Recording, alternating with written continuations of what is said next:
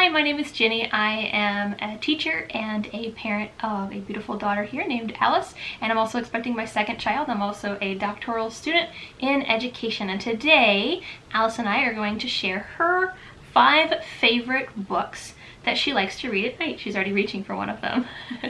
So let's get into it. Book number 1 is the Crayons book of colors.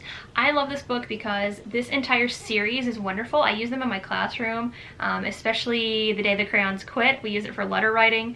They're wonderful. So I loved the fact that the author actually has a board book that did different colors, and they're all about Duncan's crayons too. So I'm hoping that I can introduce this series to my daughter now, and I can read her The Day the Crayons Quit a little bit later on. But it has all the different colors, and it tells what the different colors drew. There's lots of unique artwork in it, just like the regular Day the Crayons Quit books, but I absolutely adore these. They're very vibrant, and it has the names of all the colors and different things that might be that color. So for example, green crayon, you've got recycling crocodiles, which is silly but wonderful. You got a dinosaur and a tree. So I really like this book for introducing colors, and then also my daughter just really likes listening to it. She likes to touch the pages, especially for some reason she likes to slap Santa on the red page. So my first book that I recommend is the Crayons book of colors. It's a really sturdy board book, and my daughter will not usually get distracted when we are reading it. This is green crayon.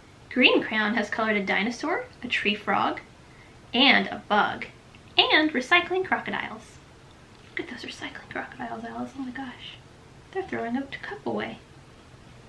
Yeah. Book number 2 is a recent find of mine. My really wonderful nanny that comes during the day while I'm at school introduced me to this book series, and I am in love with them. They are so creative and so interesting.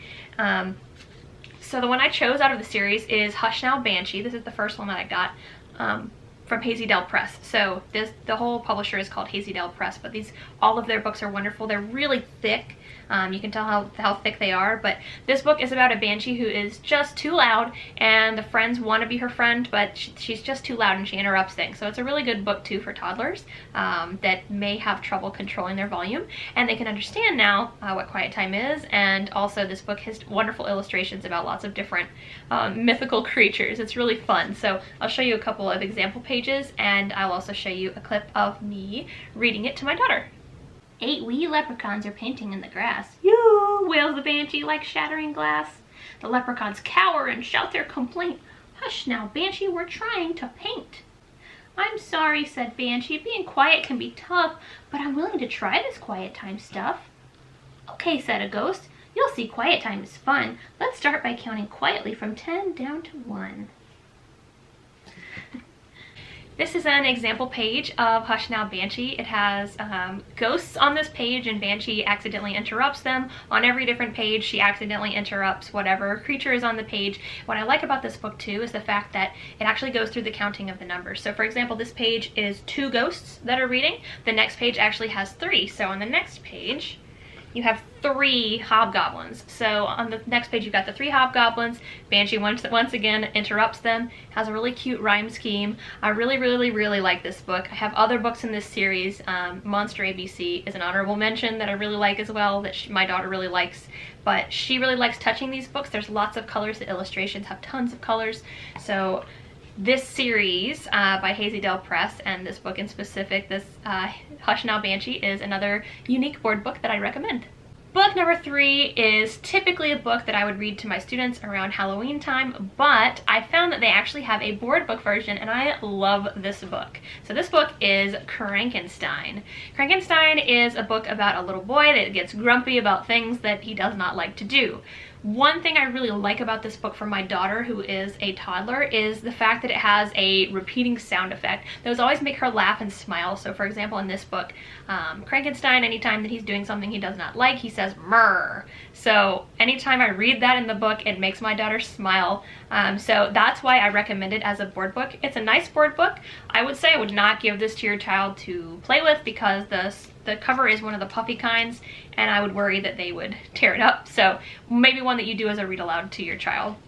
So let me show you a couple of pages of it. It has a lot of fun art. This is an example of Frankenstein in line, which he does not like, so he says "mrr." He says "murr" pretty much all throughout the book except at the very end, because Frankenstein goes away, and that's because Frankenstein is happy. So I really like this book series, and like I said, typically a book I read to my students at Halloween, but perfect for an infant or a toddler because of the fact that it has those repeating sound effects that tend to make them laugh and smile. Book number 4 is an interesting one. I was surprised that my daughter liked it as much as she did. I'm happy that she does. But it is a series about different science topics for babies. So I picked this one. This is General Relativity for babies. She really likes this one, but she likes all of them. There's a whole entire series. There's quantum physics, there's rocket science. I have a lot of them. And even though the art in them is so simple, my daughter really likes to touch the pictures on the page. And maybe that is because of the fact that they are so simple in terms of the artwork. So I'm going to insert a clip of me reading this book to my daughter so that you can see a little bit about what the book entails and also how she reacts to it. This is a ball. This ball has mass.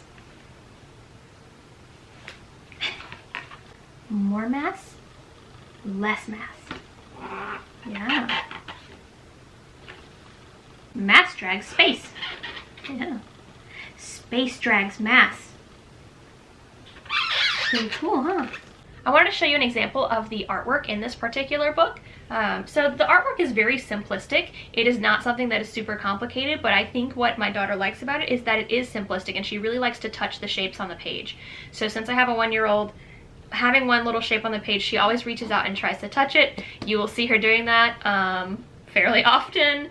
But the book is great because it not only introduces science concepts, but it's not very long to read as well. So I know that I can read this to my daughter in about 5 minutes, especially at bedtime. She likes the book. She's able to touch the book. The book is nice and sturdy, and she just really enjoys it. So this is another unique find.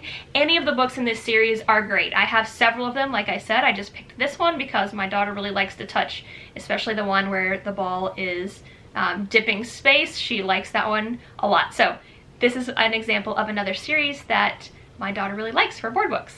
Book number 5, and my daughter's absolute favorite book that I read her. There's no book that has made her smile as much as this book, is the classic, The Pout Fish. So you might have been thinking that I was going to say Goodnight Moon for a classic, but this one actually is in a lot of classrooms. I know most kindergarten teachers read this book, and I love this book because not only is it fun to read, it has a great rhyme scheme, but what my daughter really likes is the fact that it has repeating sound effects, just like my number 3 choice, which was Frankenstein.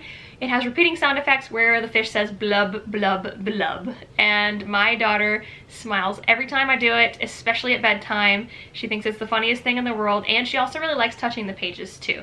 So I'm going to insert a little clip of me reading part of the book to her so you can get a sense of what the book sounds like. Along comes a jellyfish. He floats through the ocean, and his tentacles all trailing in a gentle locomotion. Hey, Mr. Fish, with your daily scaly scowl, I wish you wouldn't greet us with a grimace and a growl. Says the fish to his friend, Mr. Jelly, I agree. I'd like to be more friendly, but it isn't up to me. I'm a pout fish with a pout face, so I spread the dreary wearies all over the place. Blub, blub, blub. Last thing I want to do with the pout fish is show you just a little bit of the artwork in the book.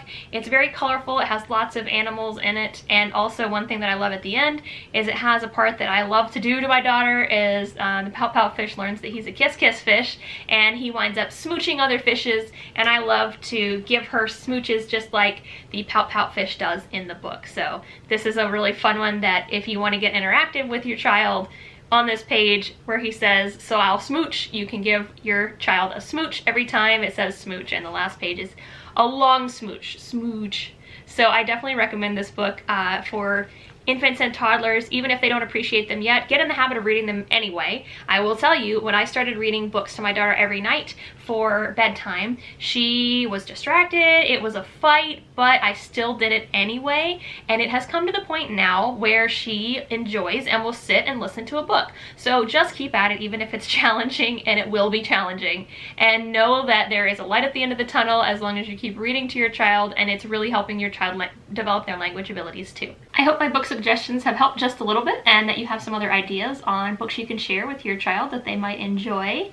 I know that Alice loves these books, and we read them every night, one of them.